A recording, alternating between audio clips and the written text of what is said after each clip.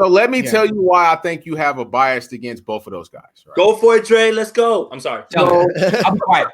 I know that you're very good at doing the statistics as far as how much one guy takes up of the cap and how NFL teams have been very good in the Super Bowl with the quarterback or certain guys who don't have that much cap that they take up a percentage of that cap space, right? Tico making $5 million a year, you feel like he's not worth it.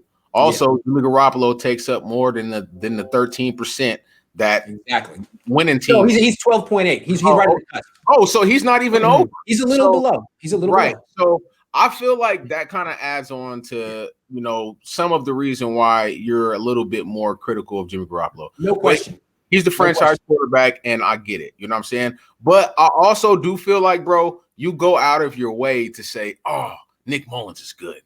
Like we've seen this guy. He go out of the way. You're right. I'm glad. And I think it's partly because again, Nick Mullins is making $400,000, and it's so like inspirational to see a guy like make a career out of nothing and actually be pretty good. But yeah, I think it probably is a different grading scale for the two different guys. Right. Yeah, and so that's the only thing, bro. I kind of like that's a fair criticism. I agree, and I need to be cognizant of that.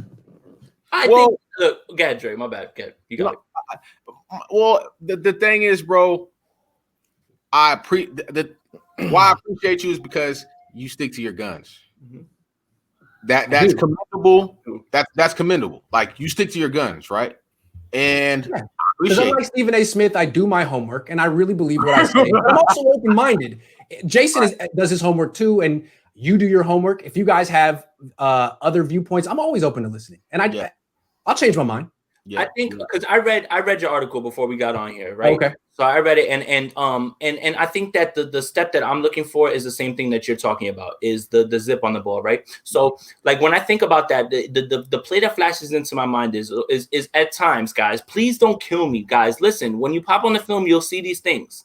Yep. Jimmy tries to jam balls into places that he's not supposed to, guys. Well, it's one of the things we like most about him. It's why he's third down. Right. Now, the one that sticks out in my mind, right, and it ended up being in his favor was that throw at the end of the Pittsburgh game where Dante Pettis comes back to the ball. It was a bad read. It's literally so thank you for saying that. You said it. I throw that into cover 2. Right. And he threw it right in between 3 guys. Dante Pettis at that point got some dog in him and moved up a little bit further to make sure he got that ball and bring it. Now, best play of his career. For sure. Hands down. If it's either that or it's when he stiff armed in Seattle. And that one too, though, where he bounded it. But what I want to see Jimmy do is if you're gonna take those throws, we need a little bit more zip in there. Okay. If you're gonna throw in between 3 guys, I've seen him do it. They just had a little bit more space, but those windows close quickly. And you need to go a little bit harder in there. When he was in New England, he had that zip. And his first 5 starts with the Niners, he had it. But last year, I felt he didn't. And he was still really good. Shanahan did a really good job working around that. But today, I just wanted to see, is it back? Because Kyle Juszczyk said he's not wearing a brace anymore. But he was a brace. But he was today. Yeah. He was wearing a brace. And to me, that says it's still in the back of his mind. He still wants to protect it. And part of the way he protects it is by not planting hard and using more of his upper body to throw than the full lower body torque. Right. So to me, it was still floating the ball. Shanahan called 2 deep passes for him. The first one, Jimmy wouldn't throw. He just scrambled for 3 yards. Fine. The second one, he let it rip and overthrew Austin by 5 yards. Now, he wasn't open, but that's what he did. He only threw 8 passes. And I'm not surprised that he hasn't made strides since last year because there were no OTAs and minicamps. You actually need time on task to improve. Right. It's not only him either. It's him and his receivers. Right. So I was just looking for some strides. He hasn't made them. I guess it's not really fair to expect him to make them this soon anyway. Right. And he's still a good quarterback. Remember, guys, look, this is the first day of camp, right? This is the craziest camp ever. This is the craziest camp ever, right? No OTAs, no preseason games, nothing like that. Like a year ago, we were panicking because Jimmy threw a bunch of interceptions. In training camp, everyone was making a big deal about that. Kyle might have been. I'm like, bro, I wasn't, but it is what it is. I mean, it's never good when your franchise quarterback who's making $27 million a year does that, but he bounced back. He bounced back and had a great year. Grant, is it really the money, Grant? Like, is that really why? Like, I think he needs to. He's getting paid elite money and needs to get there. Okay, being good isn't good enough.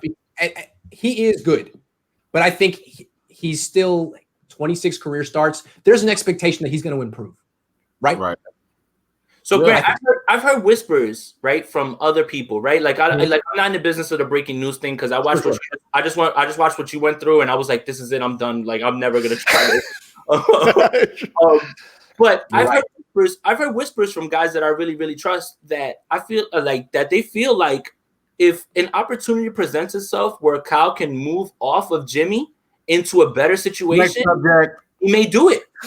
It's the worst kept secret in the league. Thank you. It's the worst kept secret in the league. But that doesn't mean that they'll ultimately move off him. I think it just means that Kyle Shanahan has very high standards, extremely high standards. And he'll keep looking. Until he gets John Elway in his prime, he's always going to be kind of looking. And he'll keep looking. That's it. That's what I mean. Like, I'm not telling you guys that Jimmy Garoppolo is going to be off this team, right? I'm telling you that Kyle Shanahan, if he finds somebody that he really, really believes can do better for this team than Jimmy Garoppolo, he will find a way to make this happen. And that's no slight at Jimmy. And that's not saying he hates Jimmy. I'm not saying he hates Jimmy. I'm just saying that Kyle Shanahan feels like he can do a little bit more at the quarterback position in his mind. In his mind.